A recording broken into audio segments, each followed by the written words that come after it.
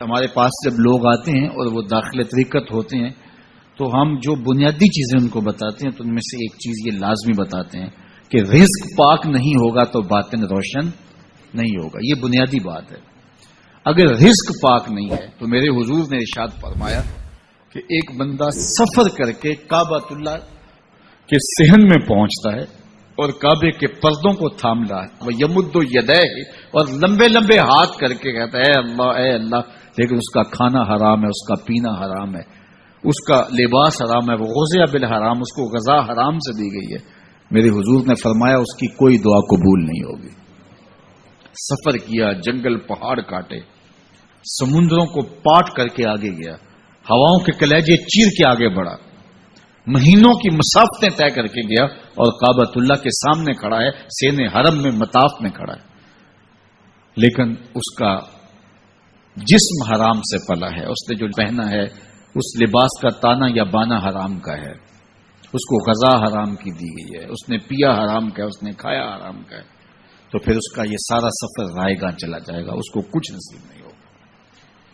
تو سب سے پہلی شرط اس عنوان سے عقل حلال ہے. اس کے بعد پھر صدق مقال ہے کہ آپ کی زبان جھوٹ نہ بولے. جب کوئی شخص جھوٹ بولتا ہے, روحانیات تو دور کی بات ہے, اللہ کے فرشتے اس سے 1 میل دور ہٹ جاتے ہیں. جب کوئی شخص جھوٹ بولتا ہے تو حدیث پاک میں آتا ہے اس کے منہ سے ایک خاص قسم کی بدبو نکلتی ہے. اس بدبو کو ہم نہیں سونگھ پاتے لیکن فرشتے سونگھ لیتے ہیں, چونکہ فرشتے انتہائی حساس مخلوق ہے اور وہ جھوٹ کی وجہ سے نکلنے والی بدبو کو سونگھتے ہیں. اللہ نے حضرت امام اعظم امام ابو حنیفہ رضی اللہ تعالیٰ عنہ کو یہ بصیرت عطا کی تھی اور یہ باطنی نظر بخشی تھی کہ جب کوئی شخص وضو کرتا تھا تو اس کے وضو کے پانی سے پہچان لیتے تھے کہ یہ کس گناہ کا مجرم ہے. جب بندہ وضو کرتا ہے تو وضو سے ہاتھوں کے گناہ جھڑتے ہیں, منہ کے گناہ جھڑتے ہیں, تو وہ وضو کے پانی سے اس بات کو محسوس کرتے تھے. اللہ نے ان کو وہ بصیرت عطا کی تھی, لیکن انہوں نے اللہ کی بارگاہ میں عرض کی مالک مجھ سے یہ چیز چھین لے, یہ چیز مجھے نہیں چاہیے. لوگوں کے بارے میں جو ہے وہ ایسا گمان پھر پیدا ہوتا ہے. تو فرشتوں کو اللہ نے وہ حساس جو ہے وہ پاکیزہ وجود دیا, ان کی حس ایسی ہے کہ وہ بدبو جو انسان بولتا ہے اور لفظوں سے جو اثرات نکلتے ہیں وہ محسوس کرتے ہیں. تو جب کوئی شخص جھوٹ بولتا ہے تو اس کے جسم سے, اس کی زبان سے جھوٹ کے ساتھ بدبو نکلتی ہے. اللہ کے فرشتے 1 میل دور تک پیچھے ہٹ جاتے ہیں. تو مجھے بتائیے, جو شخص جھوٹ بولتا ہو کیا اسے کوئی روحانی مرتبہ مل سکتا ہے؟ یہ سوچا بھی نہیں جا سکتا, یہ امکانات سے ہی نہیں ہے. اللہ کے محبوب علیہ السلام سے پوچھا گیا کہ حضور کوئی مسلمان, کوئی مومن کیا بزدل ہو سکتا ہے؟ فرمایا نہیں, وہ بہادر ہوتا ہے, لیکن ہو سکتا ہے کبھی اس سے بزدلی بھی سرزد ہو جائے. انسانی کمزوری ہے, کبھی انسان بہت طاقت میں ہوتا ہے اور کبھی انسان کمزور بھی پڑ جاتا ہے. فرمایا ہو سکتا ہے کبھی اس سے ہو بھی جائے. پھر پوچھا کہ بخل کر سکتا ہے؟ فرمایا نہیں, مومن سخی ہوتا ہے لیکن ہو سکتا ہے کبھی اس سے بخل بھی ہو جائے. کبھی کبھی دولت اسے اچھی بھی لگنے لگ جاتی ہے. جس طرح فرمایا گیا کہ اولاد مبخلتن مجبنتن, یہ جو اولاد ہوتی ہے یہ بندے کو بخیل بھی بنا دیتی ہے اور بزدل بھی بنا دیتی ہے. جب اولاد نہیں ہوتی تو بندہ سخی بھی ہوتا ہے اور بندہ جو ہے وہ مشکل حالات میں بھی کود جاتا ہے, لیکن جب اولاد ہوتی ہے تو پھر مشکل حالات میں کودنے سے پہلے سوچتا ہے میرے بچے ہیں یتیم ہو جائیں گے. اس کو یہ خیال آتا ہے, پہلے وہ ایسے مال لٹاتا ہے لیکن اولاد ہو جائے تو پھر وہ اولاد کا سوچتا ہے کہ ان کے لیے کچھ میں جمع کر لوں. تو اولاد فرمایا میرے حضور نے کہ مبخلہ و مجبنہ, یہ بخیل بھی کر دیتی ہے اور یہ کمزور اور بزدل بھی بنا دیتی ہے. تو مومن ہوتا بہادر ہے لیکن ہو سکتا ہے کبھی اس سے بزدلی بھی ہو جائے. مومن سخی ہوتا ہے لیکن کبھی ہو سکتا ہے اس سے بخل بھی ہو جائے. لیکن تیسرا سوال حضور سے پوچھا گیا کہ مومن جھوٹا ہو سکتا ہے؟ تو اس پہ 2 تو کہا نہیں, جھوٹا نہیں ہو سکتا.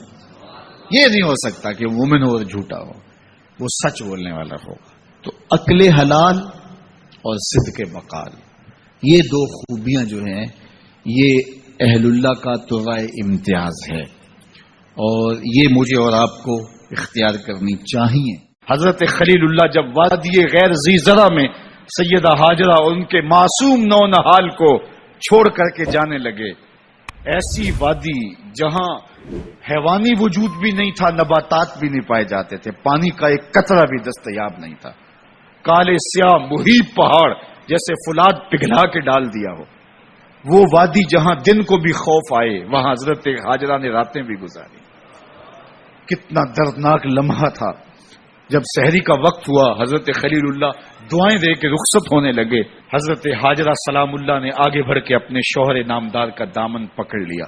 تمسکت بِأَزْيَالِهِ، دامن پکڑ کے بولی، میرے شوہر نامدار، اس محیب وادی میں، اس پہاڑوں کے دامن میں جہاں دن کو بھی خوف آئے، نونہال معصوم کے ہمراہ مجھے چھوڑ کے کہاں جا رہے ہو؟ حضرت خلیل اللہ نے کوئی جواب نہیں دیا.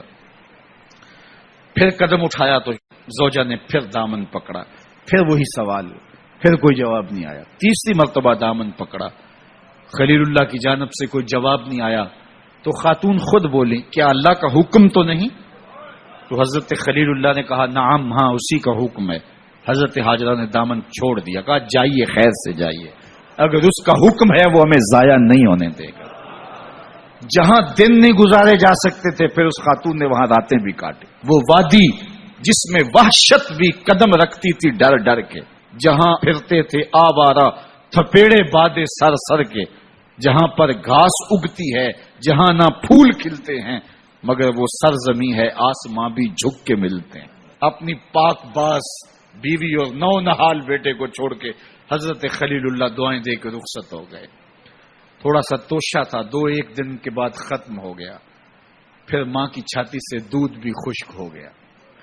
نونہال پیاس سے تڑپنے لگا. ماں تو پھر ماں ہوتی ہے، تڑپتی ہوئی ممتا کا دل بے قرار ہوا. ایک پتھر کے سائے میں معصوم اسماعیل علیہ السلام کو لٹایا اور پانی کی تلاش میں جبل صفا پہ چڑھی.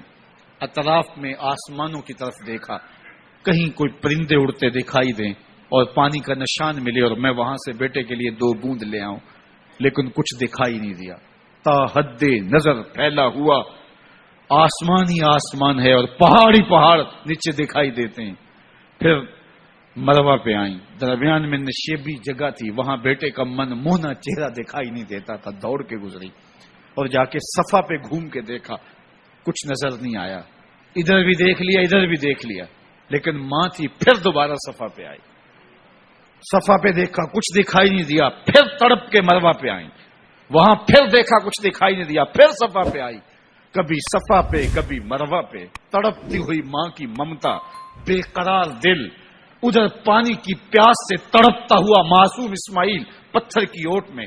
درمیان سے ماں گزرتی ہے تو بھاگ کے گزرتی ہے کہ بیٹے کا من مونا چہرہ بھی نگاہوں کے سامنے رہے. ذرا منظر تو دیکھو کتنا دل آویز ہے. اللہ اکبر، سینوں میں پتے پانی ہو جائیں، پتھر بھی ہو تو پگھل جائے اس زہرہ گداز داستان سے. لیکن اللہ پر توکل اور ماں کی بے قراریاں، کبھی صفا پہ کبھی مروا پہ، زبان پہ شکایت نہیں ہے. پھر جب مروا پہ پہنچتی ہیں، 7 چکر مکمل ہو گئے، تو ادھر کیا دیکھا کہ معصوم اسماعیل ایڑیاں رگڑ رہا ہے. ماں کا دل ڈولنے لگا کہ بیٹا آخری لمحوں میں دوڑی کہ بیٹے کو جا کے اپنی چھاتی سے چمٹاؤں، ہو سکتا ہے 2 قطرے دودھ کے اس کی زندگی کی آس بندھا دیں. تو ماں دوڑتی ہوئی آئی، لیکن جب قریب آئی تو منظر بدلا ہوا تھا. معصوم کی ایڑیوں کے رگڑنے سے تازہ چشمہ پھوٹ رہا ہے. پانی ہے کہ بے قابو ہونا چاہ رہا ہے. آگے بڑھی، جلدی جلدی مٹی کی منڈھیری کرتے ہوئے کہا، زم زم، رک جا رک جا. اللہ اکبر. ہاجرہ سلام اللہ علیہا نے حضرت اسماعیل کی محبت اور اپنے رب پر توکل کی انوکھی اور البیلی داستان رقم کی. کہا، ہاجرہ تو نے بھی حد کر دی، لیکن قیامت تک تیری راہوں کو بھی جلوہ گاہ بنا دیں گے. یہاں نبی بھی دوڑیں گے، ولی بھی دوڑیں گے، غوث بھی دوڑیں گے، کتب اور ابدال بھی دوڑیں گے، شہنشاہ بھی دوڑیں گے، کج کلا بھی دوڑیں گے. یہ دوڑنا ہم عبادت بنا دیں گے، حتیٰ کہ امام الانبیاء بھی ان راہوں کی سائی کرتے رہے. عجیب رنگ، عجیب منظر اور عجیب کیف کا عالم. اچھا، یہاں رک کے ایک بات کرنا چاہوں گا، اگر آپ کی توجہ ہو.